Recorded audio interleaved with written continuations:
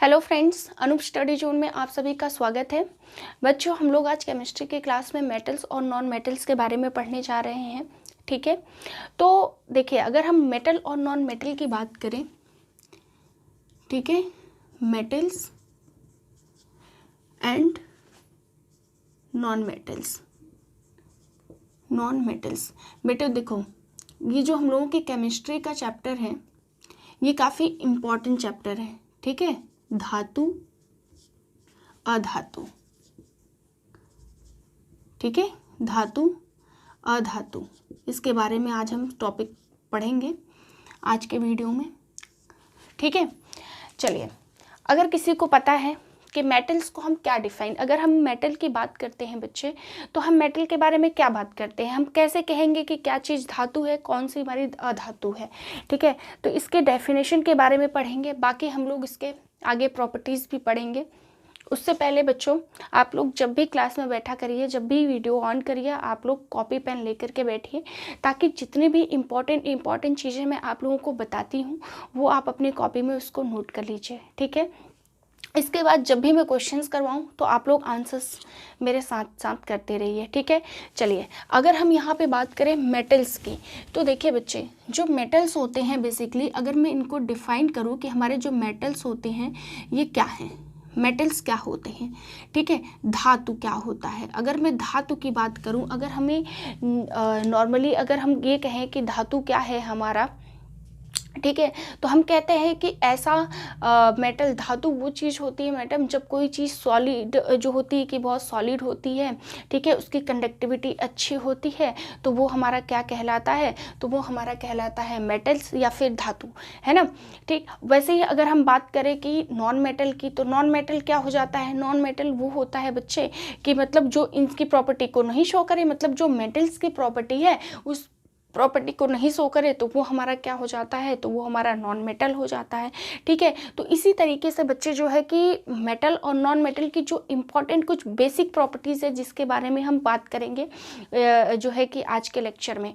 और दूसरी बात बच्चों, मैं आप लोगों को बताऊं कि जब भी मैं ये आप लोगों को मेटल्स और नॉन मेटल्स पढ़ा रही हूँ, इससे कैसे क्वेश्चंस आते हैं, जब मैं प्रॉपर्टी आप लोगों को लिखवाऊंगी तो आप लोग एक एक प्रॉपर्टी को बहुत ही ध्यान से समझिएगा और सुनिएगा, क्योंकि एक एक पॉइंट जो मैं आप लोगों को बताऊंगी वो बच्चे वहाँ से क्वेश्चंस बन रहे होते हैं हमारे एग्जाम में। ठीक है, आप लोगों को एक्स्ट्रा कुछ भी मैं नहीं बताने वाली हूँ। चलिए, ठीक है, तो यहाँ पे हम क्या बोलते हैं कि भाई जो मेटल्स होता है, मेटल क्या हो गया कि जो क्या करता है, which shows the shine surface, है ना, शाइन सरफेस, या फिर कह लो कि शाइनिंग मैटर होता है। ठीक है, मतलब जो हमारा वो क्या होता है, शाइन करता है, या फिर वो कह लो कि वो सॉलिड स्टेट में होता है ना, सॉलिड स्टेट में होता है, लस्चरस होता है ना, लस्चरस होता है। ठीक, इसके बाद क्या कह लें, डक्टाइल होता है, मेलेबिलिटी होती है, सबसे अच्छी बात होती है बेटा, सबसे इम्पॉर्टेंट जो है हमारी गुड कंडक्टिविटी। क्या होती है, गुड कंडक्टिविटी। ठीक है, मतलब जो कंडक्टिविटी होती है इसकी बहुत अच्छी होती है, किसकी, मेटल की। लेकिन अगर हम वहीं पे नॉन मेटल की बात करते हैं बेटा, तो जो हमारा नॉन मेटल होता है उसके यहाँ पे क्या हो जाता है कि इसका जस्ट अपोजिट हो जाता है। तो अगर मैं नॉन मेटल, ठीक है, नॉन मेटल या फिर कह लो अधातु के बारे में बात करूंगी बेटा, तो मैं क्या कहूँगी कि which does not show the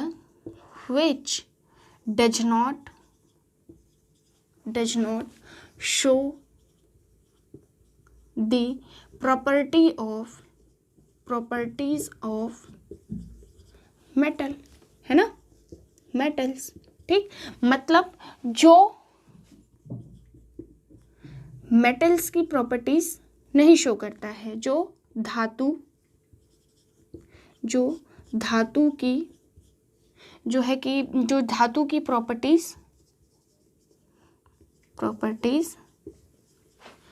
नहीं शो करता है, नहीं दिखाता है। ठीक है, नहीं दिखाता है, मतलब कि नॉन मेटल वो हो गए जो मेटल्स की प्रॉपर्टीज़ को नहीं दिखाता है। कैसे? जैसे कि हम बात करेंगे कि जो नॉन मेटल्स होते हैं बेटा, ये शाइन नहीं करते हैं, इनमें शाइनिंग नहीं होती है, ठीक। ये सॉलिड स्टेट में हो ऐसा ज़रूरी नहीं है, ठीक है। या फिर यूँ हम कह लें कि ये लेस्चरस मतलब चमकीली जो होती है उस प्रॉपर्टी को भी नहीं शो करते हैं, ठीक है। और दूसरी सबसे इम्पॉर्टेंट बात, मेटल्स जो होते हैं बच्चों वो बहुत ही गुड कंडक्टर ऑफ हीट होते हैं, लेकिन नॉन मेटल्स जो होते हैं वो गुड कंडक्टर ऑफ हीट नहीं होते हैं। हीट एंड इलेक्ट्रिसिटी दोनों के नहीं होते हैं। आगे बात क्लियर हो गई। अभी बच्चों जो मैं आप लोगों को नोट करवाने जा रही हूँ, जिस तरीके से मैं आप लोगों को नोट करवाऊंगी आप लोग उसी तरीके से उसको जो है कि नोट कीजिएगा, ठीक है, और रिवाइज कीजिएगा, मेरे साथ साथ पढ़ते चलिएगा। Concept clear. केमिस्ट्री बेटा जो होती है ना बहुत ही ईजी होती है, ठीक है, बस उसको समझने की ज़रूरत होती है, ठीक है। तो आज जो मैं आप लोगों से बात करूंगी मेटल्स और नॉन मेटल्स के प्रॉपर्टीज़ की, वहीं से क्वेश्चंस आप लोगों के इस टॉपिक से बनते हैं, ठीक है। डेफिनेशंस जो होती हैं वो एग्ज़ाम में आप लोगों के नहीं आती हैं जनरली, ठीक है, लेकिन ये जो इसकी कंसेप्ट होते हैं ना इससे रिलेटेड इन्हीं से क्वेश्चंस बनते हैं, ठीक है। तो चलिए हम लोग कुछ प्रॉपर्टीज़ के बारे में बात करते हैं, इनके डेंसिटी के बारे में, इनकी फिजिकल स्टेट के बारे में, है ना। इस तरीके के हम सारे टॉपिक्स के बारे में इसमें बात करेंगे कि मेटल्स और नॉन मेटल्स में क्या डिफरेंस होता है, इन दोनों में फ़र्क क्या है, ठीक है, इसके बारे में बात करते हैं। तो चलिए यहाँ पे सबसे पहले आप लोग एक रो बनाइए, ठीक है, जिसमें फिजिकल प्रॉपर्टीज़ लिख लीजिए, ठीक है, फिजिकल प्रॉपर्टीज़, ठीक। इधर लिख लीजिए मेटल्स, ठीक, और नेक्स्ट लिख लीजिए नॉन मेटल्स, नॉन मेटल्स, ठीक है। आई बात समझ में? धातु, अधातु, आई बात समझ में बच्चे? चलिए यहाँ पे हम लोग पहली प्रॉपर्टी की बात करते हैं बेटा, इसकी जो है कि फिजिकल स्टेट की बात करते हैं, ठीक है। किसकी? फिजिकल स्टेट, फिजिकल स्टेट, ठीक है। मतलब ये कि जो मेटल होता है बेटा उसकी फिजिकल स्टेट क्या है, मतलब मेटल सॉलिड में होता है, लिक्विड में होता है या फिर गैस में होता है। हाँ, साथ ही साथ जिनको जो भी आंसर्स पता है बच्चों वो लोग क्या करेंगे, वो लोग कमेंट बॉक्स में आंसर करते रहेंगे कि अगर हम मेटल की बात कर रहे हैं तो मेटल क्या है। अगर यहाँ पे मैंने कहा आपसे सबसे पहली प्रॉपर्टी कि भाई इसकी फिजिकल स्टेट की हम बात करेंगे, तो आप मुझे बताओ बच्चों कि जो फिजिकल स्टेट है हमारा वो मेटल कैसा होता है और नॉन मेटल का क्या होता है। और दूसरी बात बच्चों, मैंने एक बात और आप लोगों को बता दूं कि हम लोग पढ़ रहे हैं केमिस्ट्री। केमिस्ट्री में बच्चे हर जगह अपवाद है, एक्सेप्शंस ज़्यादातर है, तो हम उस एक्सेप्शंस की भी बात करेंगे क्योंकि एग्जाम में क्वेश्चन जो बनता है वो एक्सेप्शन से ज़्यादा बनता है। आगे बात समझ में? चलिए अगर हम फिजिकल स्टेट की बात करें बेटा, तो जो हमारा मेटल्स होता है, हमने क्या कहा कि जर्नली जो होता है, जर्नली जो होता है बेटा, जो हमारा मेटल्स होता है वो क्या होता है, generally exist in solid state. आई बात समझ में? क्या होता है? सॉलिड स्टेट में होता है। आगे बात समझ में? मतलब किस अवस्था में होता है, तो मेटल्स जर्नली हमारे बेटा क्या होते हैं कि ये सॉलिड में ही होते हैं। आगे बात समझ में? उसी तरीके से अगर मैं बात करूँ नॉन मेटल्स की बेटा, तो नॉन मेटल्स भी क्या होता है, जो जर्नली की बात करें कि अगर जो नॉन मेटल्स हैं जर्नली, ये भी बेटा क्या होता है, एग्जिस्ट इन सॉलिड स्टेट, ठीक है। ये भी क्या होता है बेटा, सॉलिड स्टेट में ही होता है, ठीक है। आगे बात समझ में? तो अगर हम फिजिकल प्रॉपर्टी की बात करें तो जो हमारा मेटल होता है ये भी बेटा क्या होता है, आपका जो है एग्जिस्ट करता है ये किस में, तो ये सॉलिड स्टेट में होता है, और नॉन मेटल भी हमारा सॉलिड स्टेट में होता है, ठीक है। लेकिन मैंने क्या कहा, हम लोग केमिस्ट्री पढ़ रहे हैं, केमिस्ट्री में क्या होता है बेटा, हर जगह अपवाद होता है, ठीक है। यहाँ भी अपवाद है। अपवाद में देखो बात क्या करते हैं, लेकिन अगर यहाँ पे हम एक्सेप्शन की बात करें, एक्सेप्शन की बात करें बेटा, अपवाद की बात करें, अपवाद की बात करें तो मर्क्यूरी, ठीक है। जो हमारी मर्क्यूरी होती है बेटा, ये क्या हो जाती है, तो ये हमारी लिक्विड स्टेट में होती है, ठीक है। मर्क्यूरी जो होती है हमारी मर्क्यूरी, ठीक है, Hg, जिसको किससे डिनोट करते हैं, Hg। बेटा देखो, जो ये इसके नेम के साथ साथ जो मैं ये Hg इनकी शॉर्ट फॉर्म लिखती जा रही हूँ ना, ये भी बड़े इंपॉर्टेंट है बेटा, क्योंकि एग्जाम में हो सकता है कि वहाँ पे मर्क्यूरी ना दे और क्या दे देगा, सिर्फ और सिर्फ Hg दे देगा, मतलब ये वाली ना दे करके सिर्फ Hg आप लोगों को दे दे। तो भाई कंफ्यूज नहीं होना है, मर्क्यूरी को हम किससे डिनोट करते हैं, Hg से डिनोट करते हैं। आगे बात समझ में। और मर्क्यूरी को बेटा हम लोग क्या कहते हैं हिंदी में, पारा। आगे बात समझ में। तो जो हमारा पारा होता है बेटा, ये एक अपवाद है तो ये मेटल, ठीक है तो ये मेटल। तो मेटल मैंने क्या कहा कि सॉलिड स्टेट में होते हैं, ये सॉलिड स्टेट में तो होता है, ठीक है, मेटल्स ज़्यादातर हमारे जो है कि सॉलिड स्टेट में ही होते हैं। लेकिन अगर मैं बात करूं मर्क्यूरी की, जो हमारी मर्क्यूरी होती है बेटा ना, जो हमारा पारा होता है, ये होता तो मेटल है, ये क्या है, मेटल ही है, मर्क्यूरी हमारा मेटल है। लेकिन बात क्या है बेटा कि एक्सेप्शन है, ये कैसे, किस फॉर्म में होता है, किस स्टेट में होता है, तो ये लिक्विड स्टेट में होता है, ठीक है। किस स्टेट में होता है, लिक्विड स्टेट में होता है। आगे बात समझ में, मतलब सॉलिड स्टेट में ना होकर के, ये है तो मेटल ही हमारा मर्क्यूरी, लेकिन ये किस स्टेट में हो जाता है, तो ये लिक्विड की अवस्था में होता है। आगे बात समझ में, मतलब ये तरल होता है। उसी तरीके से अगर मैं नॉन मेटल्स की बात करूं बेटा, तो नॉन मेटल्स जो होते हैं वो भी बेसिकली ज़्यादातर क्या होते हैं, सॉलिड स्टेट में ही होते हैं। लेकिन इसमें भी एक्सेप्शन है, इसमें भी अपवाद है। इसमें क्या है बेटा, जो है ब्रोमीन, ठीक है।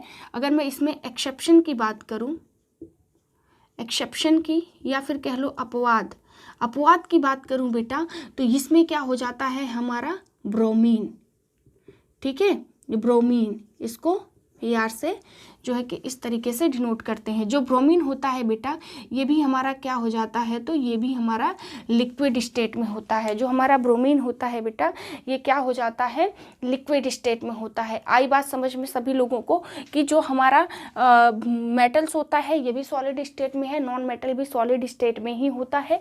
लेकिन हमारा जो एक्सेप्शन की बात करते हैं, जो हमारी मर्क्यूरी होती है वो लिक्विड स्टेट में हो जाती है, ठीक है। और उसी तरीके से नॉन मेटल में हमारा ब्रोमीन होता है, ये भी क्या होता है, लिक्विड स्टेट में। क्वेश्चन कैसे आता है ये ज़्यादा जरूरी है आप लोगों के लिए समझना, ठीक है।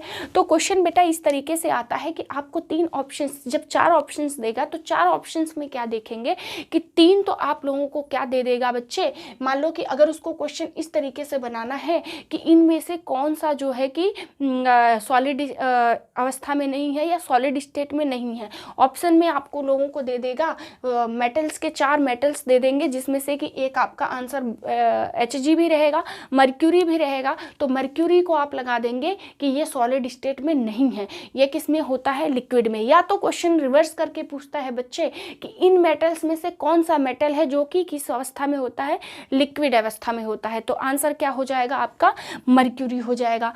वैसे ही अगर हम ब्रोमीन की बात करें बच्चे, तो जो ब्रोमीन होता है ये हमारा नॉन मेटल होता है। हालांकि जब हम पीरियोडिक टेबल पढ़ेंगे तब ये चीज़ें आप लोगों को और थॉरली समझ में आएगी। लेकिन अगर हम मेटल्स नॉन मेटल्स की बात करते हैं बच्चे, तो जो ब्रोमीन है हमारा एक तरीके का नॉन मेटल होता है। लेकिन नॉन मेटल्स तो सॉलिड स्टेट में होते हैं ना, पर ये सॉलिड स्टेट में नहीं होता है, ये किस में होता है, तो लिक्विड स्टेट में होता है। आई बात समझ में। ये सारे इंपॉर्टेंट क्वेश्चन है बेटा, एक एक चीज़ें ये इंपॉर्टेंट होती है, तो ये आप लोगों को समझना बड़ा जरूरी है। नेक्स्ट हम बात करते हैं इसके लश्चर की। दूसरी इसकी प्रॉपर्टी हो गई लश्चर। लश्चर या फिर कह लो हिंदी में आभा, ठीक है। लश्चरस प्रॉपर्टी का मतलब ये होता है बेटा कि जो मेटल्स होता है, मेटल्स जो होता है बेटा, ये क्या करता है, they have shining surface, they have shining surface. आगे बात समझ में बेटा, मतलब इसके पास क्या होता है कि चमकीली सतह होती है, चमकीली सतह होती है। आई बात समझ में। तो जो हमारे मेटल्स होते हैं ना बेटा, ज़्यादातर ये मेटल्स क्या होते हैं, शाइन करते हैं, लश्यर आभा, लश्यर करने का मतलब होता है कि चमक होती है। आगे बात समझ में। तो जो हमारा मेटल्स होता है बेटा, उसमें क्या होता है, शाइनिंग सरफेस होता है, जबकि हमारा जो नॉन मेटल्स होते हैं ये शाइन नहीं करते हैं। ठीक है, तो ये क्या होता है बेटा कि जो हमारा नॉन मेटल होता है ये डू नॉट शाइन।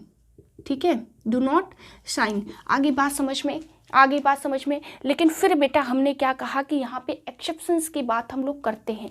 जब हम एक्सेप्शंस की बात करते हैं बेटा, तो एक्सेप्शन में हमारा जो है कि हमने क्या कहा कि जो मेटल्स होते हैं वो कैसे होते हैं, शाइन करते हैं, चमकीले होते हैं। जैसे मैं बात करूँ तो गोल्ड की, गोल्ड क्या होता है, चमकीला होता है, शाइनिंग होता है ना, हमारा मेटल होता है। ठीक है, लेकिन यहाँ पे एक्सेप्शन की बात करूँ बेटा तो हमारा जो लेड होता है, एक्सेप्शन की बात मैं करूँ यहाँ पे, अपवाद की अगर मैं बात करूँ, ठीक है, तो जो लेड होता है बेटा, लेड, इसको पीबी से डिनोट करते हैं। ये सब ध्यान देते जाइए आप।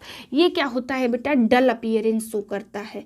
क्या होता है, डल अपीयरेंस शो करता है। ठीक है, मतलब ये क्या होता है कि जो हमारे मेटल्स होते हैं, ज़्यादातर मेटल्स तो बेटा चमकीले होते हैं, लेकिन जो हमारा लेड होता है ये होता तो मेटल है, लेकिन क्या होता है, चमकीला नहीं होता है। ये कैसा होता है, डल होता है। आगे बात समझ में। अब यहीं पे मैं बात करूँ इसकी, तो मैंने क्या कहा कि जो हमारा नॉन मेटल होता है वो शाइनिंग नहीं होता है, मतलब यहाँ पे ये लक्शरस नहीं होता है, शाइनी नहीं होता है। लेकिन बच्चे इसमें भी अपवाद है, एक्सेप्शन है। अगर आप लोगों को पता है तो बताइए, फटाफट आंसर कीजिए जिसको भी अगर पता हो कि अगर इसके अपवाद की बात करें बेटा, तो अपवाद में हमारा क्या आता है, तो अपवाद में सबसे बड़ा आंसर हो गया आपका डायमंड। डायमंड बेटा हमारा क्या होता है, नॉन मेटल होता है। आगे बात समझ में।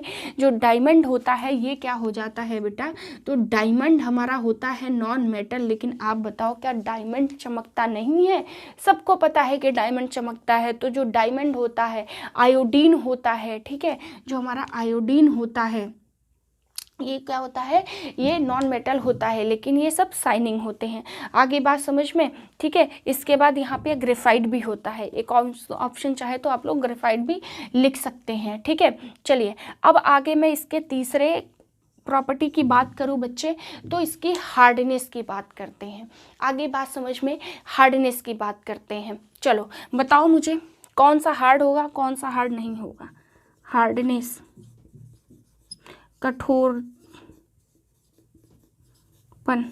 कठोरपन, हार्डनेस की बात करेंगे बेटा। बताइए फटाफट कि कौन सा इसमें जो होता है कि हार्ड होता है और कौन नहीं होता है। देखो बच्चे, अगर हम मेटल्स की बात करें तो मेटल्स जनरली क्या होते हैं बेटा, तो ये क्या होते हैं, हार्ड होते हैं। जो हमारे मेटल्स होते हैं वो क्या होता है, हार्ड नेचर के होते हैं। तो they are hard in nature. आई बात समझ में। जो हमारे मेटल्स होते हैं बेटा वो कैसे होते हैं, हार्ड होते हैं। ठीक है, लेकिन जो हमारे नॉन मेटल्स होते हैं, नॉन मेटल्स क्या होते हैं बेटा, सॉफ्ट होते हैं। आई बात समझ में। तो नॉन मेटल्स क्या होते हैं, generally they are soft, they are soft in nature.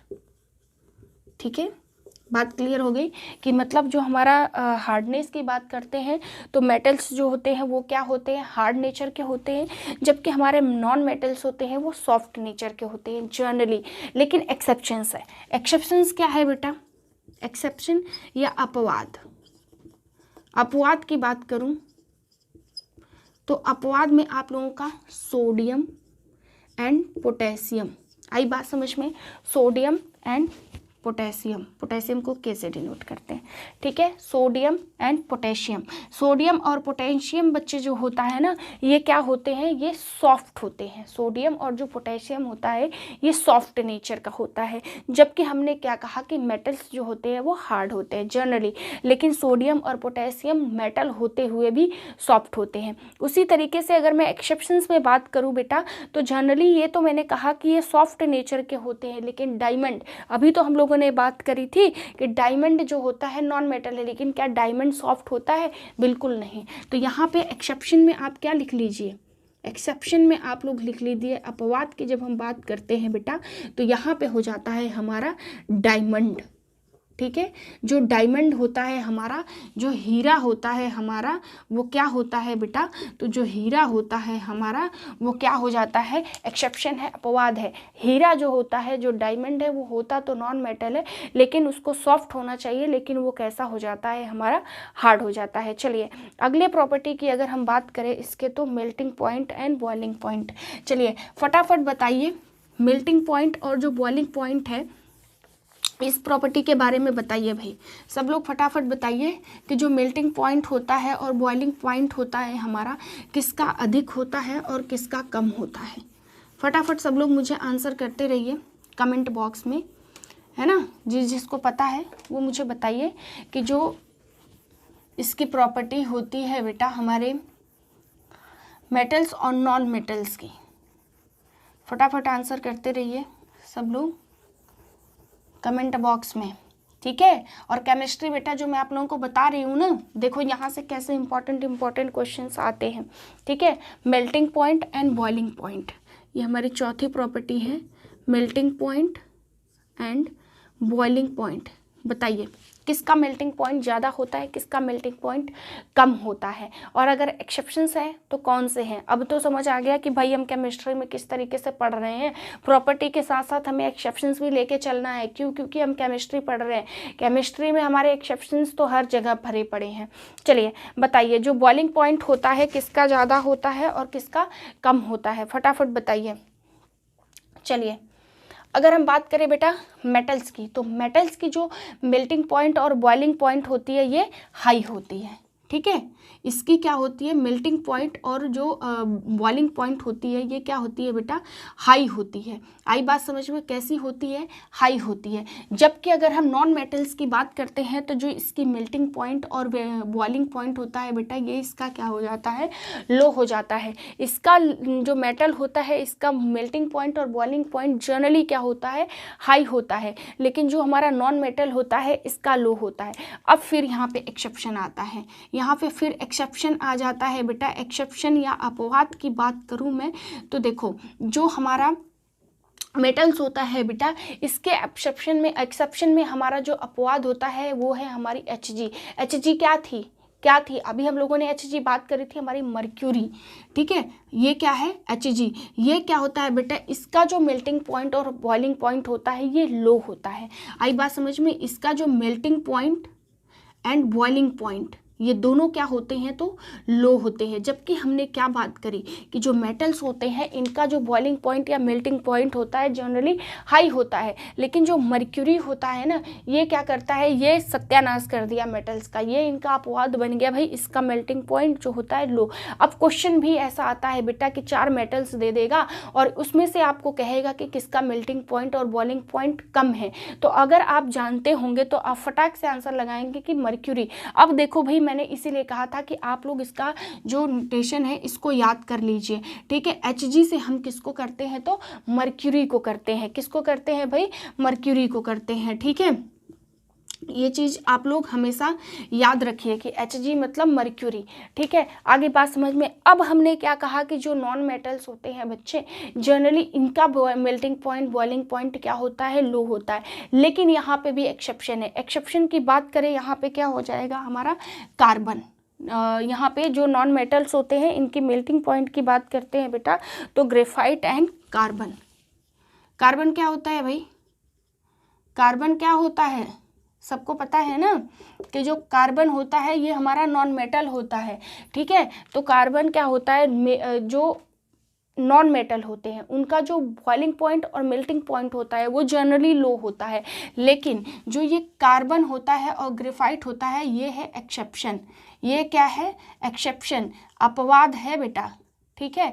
मतलब कि इसका जो बॉइलिंग पॉइंट होता है, boiling point and melting point जो होता है बेटा, ये कैसा होता है, तो हाई होता है। आई बात समझ में, आई बात समझ में। ये एक्सेप्शंस याद रखिए। जनरली मेल्टिंग पॉइंट जो होता है और बॉइलिंग पॉइंट नॉन मेटल्स का कम होता है, लेकिन जो हमारा कार्बन और ग्रेफाइट है ये एक्सेप्शन है, और एक्सेप्शन का मतलब ये हुआ कि इनका मेल्टिंग पॉइंट और जो है कि बॉइलिंग पॉइंट हाई होता है।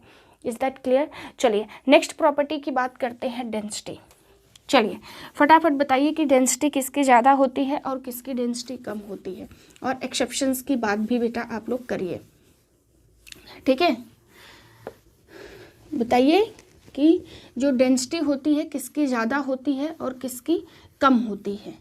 फटाफट बेटा आप लोग मुझे कमेंट बॉक्स में आंसर्स करते रहिए कि किसकी जो है कि मेल्टिंग डेंसिटी किसकी ज़्यादा होती है, सॉलिड मेटल्स की या फिर नॉन मेटल्स की, किसकी ज़्यादा होती है। चलिए अगर हम यहाँ पे बात करें डेंसिटी की, डेंसिटी यहाँ पे, ठीक है, डेंसिटी, चलो भाई बताओ जो डेंसिटी होती है हमारी वो किसकी ज़्यादा होती है, मेटल्स की या फिर नॉन मेटल्स की, फटाफट बताइए। चलिए जो डेंसिटी होती है बेटा मैक्सिमम क्या होता है, जो हमारा सॉलिड होता है इसकी डेंसिटी क्या होती है, ज़्यादातर हाई होती है, ठीक है। अगर इनके डेंसिटी की बात करें तो डेंसिटी इसकी क्या होती है, हाई होती है। मेटल्स की जो होती है डेंसिटी हाई होती है, लेकिन यहाँ भी एक्सेप्शंस होता है। यहाँ पे एक्सेप्शंस की अगर मैं बात करूँ बेटा एक्सेप्शंस या अपवाद की बात करूँ तो जो हमारा सोडियम होता है एंड पोटेशियम के, देखिए इसलिए मैं आप लोगों को बता रही हूँ कि आप लोग शॉर्ट फॉर्म्स याद करते रहिए बच्चों, ठीक है। Na means sodium, K means potassium, ठीक है। आगे बात समझ में लिखते रहिए, ये हमारा सोडियम है, ठीक है। आगे बात समझ में, Na is sodium, K is potassium, ठीक है। तो ये सब चीज़ें भाई अपना नोटिस आप लोग करते रहिए, ठीक है। आगे बात समझ में, तो ये क्या हो गया, हमारा जो मेटल होता है उसका जनरली डेंसिटी हाई ही हो रहती है मोस्ट ऑफ द टाइम, लेकिन जो सोडियम है और पोटेशियम है इसकी डेंसिटी क्या होती है, तो इसकी डेंसिटी जो होती है बेटा वो क्या हो जाती है, हमारी लो हो जाती है। आगे बात समझ में, सोडियम और पोटेशियम, ऐसे ही क्वेश्चन का आपको जो है कि क्वेश्चन में देगा ऑप्शंस कि 4 मेटल्स दे देंगे और पूछ लेगा उसमें से या तो सोडियम या तो पोटेशियम दे देगा, और इसके साथ आप लोगों से पूछ लेगा कि इसमें से किसका मेल्टिंग जो डेंसिटी है, डेंसिटी वो क्या हो जाएगी, कम है, तो किसकी है, सोडियम या पोटेशियम जो भी दे। आगे बात समझ में। अब इसी तरीके से हम बात करते हैं नॉन मेटल्स की। अगर इसकी डेंसिटी हाई है तो जाहिर सी बात है कि जो नॉन मेटल्स है इसकी डेंसिटी क्या हो जाएगी बेटा, तो इसकी डेंसिटी हो जाएगी हमारी लो। क्या हो जाएगी, लो। लेकिन क्या इसमें भी एक्सेप्शंस है, तो बिल्कुल है, ठीक है। आई बात समझ में। तो अगर इसके एक्सेप्शंस की बात करें हम लोग तो डायमंड, किसकी बात करेंगे, डायमंड की। आई बात समझ में बेटा, जो डायमंड होता है, जो हीरा होता है हमारा, इसकी डेंसिटी क्या हो जाती है, हाई, इसकी डेंसिटी क्या हो जाती है, हाई। जबकि हमारा जो डायमंड होता है, डायमंड कैसा होता है, नॉन मेटल, लेकिन इसकी जो डेंसिटी है वो तो कम होनी चाहिए, लेकिन कम नहीं होती है, इसकी डेंसिटी हाई होती है। इसीलिए ये क्या है, एक्सेप्शंस है, और ये एक्सेप्शन से ही क्वेश्चन बनता है बच्चों। और एक चीज़, अगर आप लोगों को ये बहुत ऐसा लग रहा है कि मतलब कैसे याद करेंगे, तो याद करने की बिल्कुल ज़रूरत नहीं है बच्चों। बस आप लोग इसको वीडियो को ध्यान से समझते जाइए, देखते जाइए, बिल्कुल कॉन्सेंट्रेट होकर के ये सब अपने आप ही आप लोगों को लर्न हो जाएगा। और बाकी मैं आप लोगों को ट्रिक्स भी बताऊंगी किस तरीके से याद करेंगे आप लोग, ठीक है। चलिए नेक्स्ट हम बात करते हैं बिटरनेस की। किस चीज़ की, बिटरनेस। चलिए यहाँ पे जगह है, चलिए बिटरनेस की बात करते हैं अगर हम, ठीक है। कड़वाहट, बिटरनेस की बात करेंगे बेटा हम लोग, तो बिटरनेस में देखो जो हमारा मेटल होता है, जनरली मेटल्स जो होते हैं वो ब्रिटल नहीं होते हैं, मतलब कड़वे नहीं होते हैं, ठीक है। तो इनका आंसर क्या होता है, दे आर नॉट ब्रिटल, ठीक है, दे आर नॉट ब्रिटल, ठीक है। लेकिन हमारी जो बात होती है एक्सेप्शन की, जो जिंक होता है, जिंक क्या होता है बेटा, एक्सेप्शंस में अगर हम अपवाद की बात करें, तो अपवाद में अगर हम बात करें बेटा, तो यहाँ पे जिंक, ये क्या है, जिंक क्या होता है बेटा, तो ये ब्रिटल इन नेचर होता है। आगे बात समझ में, क्या होता है, ब्रिटल इन नेचर। अब वहीं में अगर नॉन मेटल की बात करूं, तो जो नॉन मेटल होता है बेटा वो क्या होता है, ब्रिटल इन नेचर, मतलब दे आर ब्रिटल। आई बात समझ में? They are brittle in nature. आगे बात समझ में? ये छठवीं प्रॉपर्टीज हो गई कि अगर हम ब्रिटलनेस की बात करते हैं तो जो मेटल्स होते हैं वो ब्रिटल नहीं होते हैं, लेकिन जिंक जो होता है वो मेटल होते हुए भी ब्रिटल होता है। लेकिन जो हमारे जो ये होते हैं नॉन मेटल्स जनरली हमारे ब्रिटल ही होते हैं। आगे बात समझ में? कड़वे होते हैं। नेक्स्ट अगर हम बात करें एलॉय किसी को पता है क्या कि क्या होता है एलॉय, और कौन फॉर्म करता है और कौन फॉर्म नहीं करता है? कोई आंसर करेगा मुझे कमेंट बॉक्स में बच्चों? चलिए कमेंट बॉक्स में आंसर करिए भाई, ताकि आप लोगों को केमिस्ट्री पढ़ने में मज़ा आए। आंसर करते रहेंगे तो बोरिंग नहीं होगा सेशन। चलिए अब हम अगर बात करते हैं 7th की, एलॉय मतलब मिश्र धातु। मिश्र धातु का मतलब क्या हो गया बेटा? जो ऐसे जो कई सारे मेटल्स से मिल के बने हों उनको हम क्या कहते हैं? एलॉयज। हालांकि एलॉयज अपने आप में एक पूरा चैप्टर है, ठीक है। तो अगर मैं एलॉय की बात करूं, मिश्र धातु की बात करूं बेटा, तो जो मेटल्स होते हैं ये क्या बनाते हैं? एलॉयज, ठीक है। तो दे फॉर्म एलॉयज, ठीक है। दे फॉर्म एलॉयज मतलब जो मेटल्स होते हैं ये एलॉयज बनाते हैं, लेकिन जो नॉन मेटल्स होते हैं ये कभी भी एलॉय नहीं बनाते हैं, ये मिश्र धातु नहीं बनाते हैं। नॉट फॉर्म एलॉयज, ठीक है। लेकिन एक चीज़ और, इसमें एक एक्सेप्शन है। एक्सेप्शन क्या किसी को समझ में आ रहा है कि क्या हो सकता है? अपवाद? अरे भाई कार्बन तो पढ़ा होगा ना कि कार्बन के एलॉयज होते हैं, ठीक है। तो जो हमारा नॉन मेटल की बात करते हैं बेटा, तो जो हमारा कार्बन होता है, कार्बन में क्या होता है कि इसमें जो कार्बन होता है हमारा, ये होता तो नॉन मेटल है लेकिन इसके एलॉयज बनते हैं, जबकि कार्बन के अलावा और कोई भी नॉन मेटल ले लो उसमें एलॉयज नहीं बनते हैं। बात हो गई क्लियर सबको? चलिए अब हम बात करते हैं इसके कंडक्टिविटी की, ठीक है, कि कौन सा गुड कंडक्टर है कौन सा बैड कंडक्टर है। तो अगर हम कंडक्टिविटी की बात करें तो क्या मुझे, अब तो भाई कंडक्टिविटी के बारे में तो हम लोगों ने चैप्टर के स्टार्टिंग में ही पढ़ लिया था, तो अब तो कोई मुझे बता दो कि किसकी कंडक्टिविटी हाई है और किसकी कंडक्टिविटी लो है। ये तो बड़ा आसान सा है, ये तो आप सब लोगों ने पढ़ा ही होगा ना कि भाई क्या है, किसकी कंडक्टिविटी लो है और किसकी कंडक्टिविटी हाई है। बताइए भाई सब लोग। चलिए कंडक्टिविटी की बात करते हैं। 8th प्रॉपर्टी कंडक्टिविटी, ठीक है। चलिए बात करते हैं मेटल्स की। तो हम लोगों ने स्टार्टिंग में ही बात करी थी कि they are good conductor of electricity, है ना, विद्युत के अच्छे सुचालक होते हैं। और ये they are not good conductor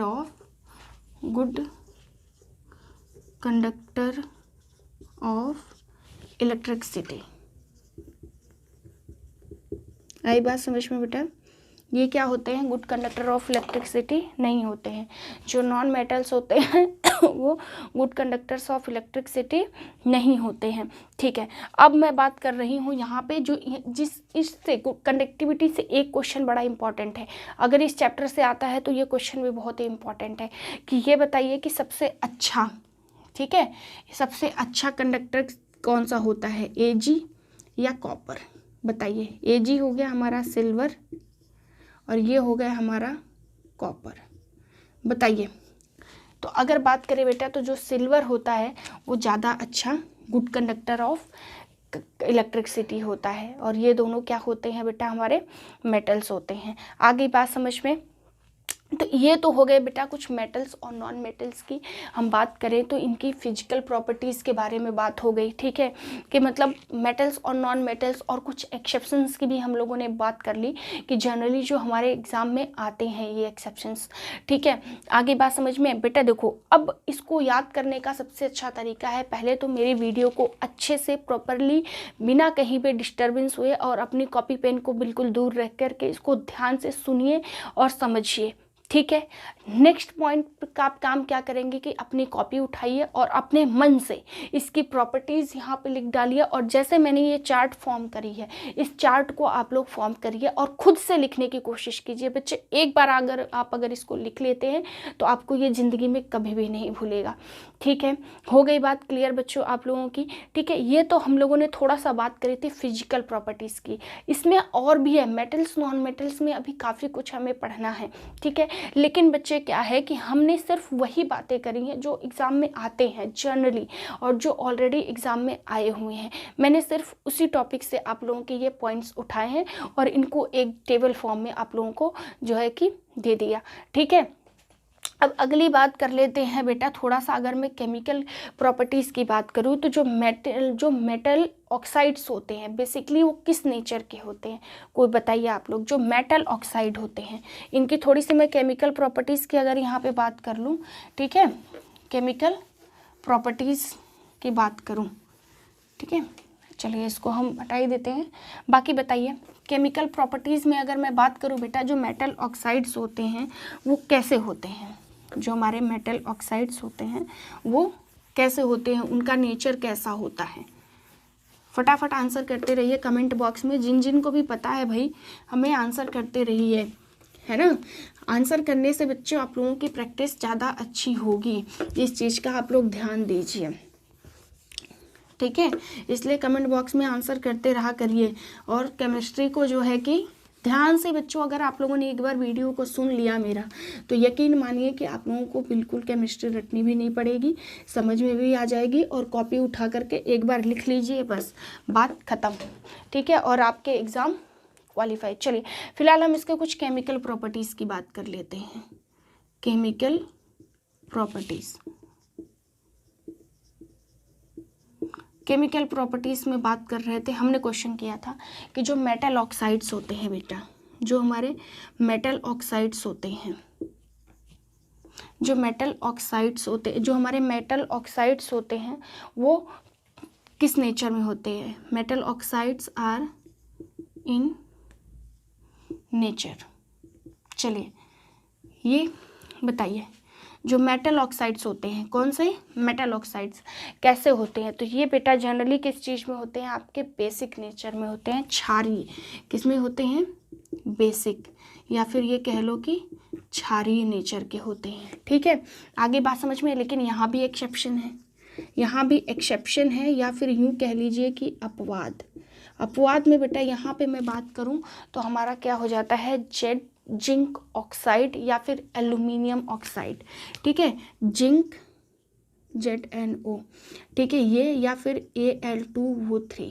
I बात समझ में, ये दोनों ही क्या हो जाते हैं बेटा, ये एक्सेप्शंस हैं, ठीक है, मतलब ये क्या होते हैं, एसिडिक नेचर के होते हैं, ठीक है, ये दोनों क्या हो जाते हैं, एसिडिक नेचर के हो जाते हैं। आई बात समझ में। जब भी हमारा मेटल ऑक्साइड बेटा जब मेटल ऑक्साइड जो होते हैं वो बेसिक नेचर के होते हैं, क्षारीय नेचर के होते हैं, ठीक है, लेकिन हमारा जो जिंक ऑक्साइड होता है ये और एल्यूमिनियम ऑक्साइड की जब हम बात करते हैं बेटा, तो ये दोनों चीज़ें आपकी क्या हो जाती हैं, ये एसिडिक नेचर की होती है। एसिडिक नेचर का होने का क्या मतलब है बेटा, देखिए जो हमारा pH वैल्यू होता है, ठीक है, उसमें एसिडिक होने का मतलब ये होता है कि वैल्यू जो होती है ना बेटा, pH वैल्यू जिसे हम कहते हैं, जो हमारी pH वैल्यू होती है जनरली वो क्या होती है बेटा, 7 से जो है क्या हो जाती है, pH हमारी कम हो जाती है। आई बात समझ में? मतलब 7 से नीचे, जितना आप 7 से नीचे जाएंगे बेटा उतना ही चीज़ हमारा एसिडिक होता जाएगा, ठीक है। और जब हम 7 से ऊपर की वैल्यू लेते हैं तो मतलब वो बेसिक हो जाता है।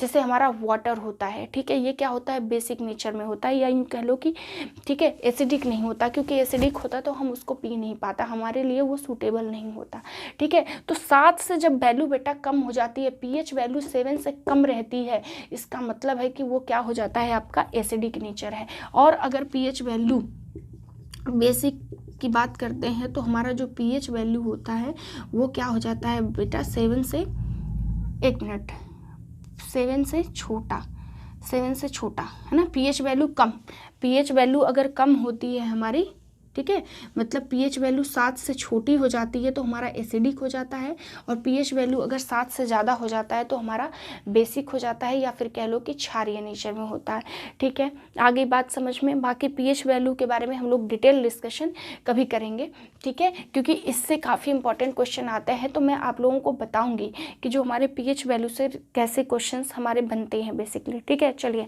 आगे की बात करते हैं बेटा। अगर हम मेटल को किसी ऑक्साइड के साथ अगर रिएक्ट करवा दे तो क्या बनता है, ठीक है, मेटल को ऑक्साइड के साथ रिएक्ट करवा दे तो क्या बनता है, तो जब मेटल के साथ मेटल ऑक्साइड हाइड्रो ऑक्साइड बनता है, ठीक है, मतलब अगर हमारा जो मेटल होता है बेटा, मेटल को ऑक्साइड मतलब कि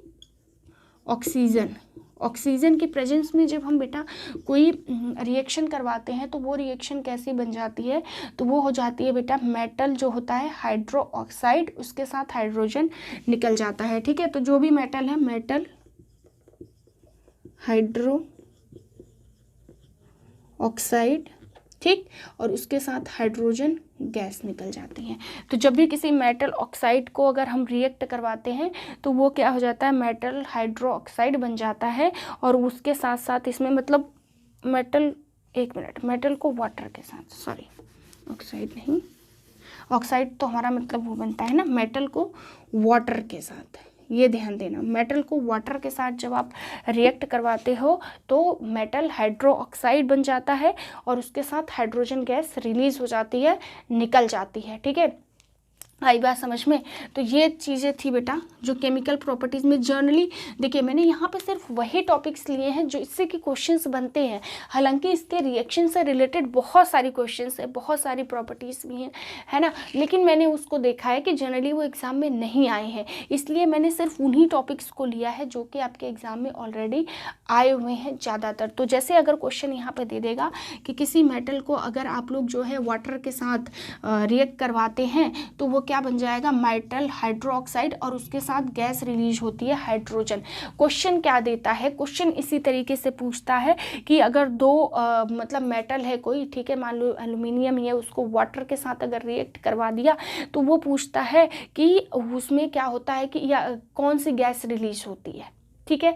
तो क्या हो जाएगा आंसर, हाइड्रोजन। तो जब आपको ये चीज़ पता रहेगी कि जो मेटल है वाटर के साथ क्या रिएक्ट करता है, मेटल ऑक्साइड के साथ साथ जो हाइड्रो ऑक्साइड के साथ साथ हाइड्रोजन गैस को रिलीज़ करता है, ठीक है। ये तो बच्चों आज के केमिस्ट्री के सेशन को हम लोग यहीं पे ओवर करते हैं।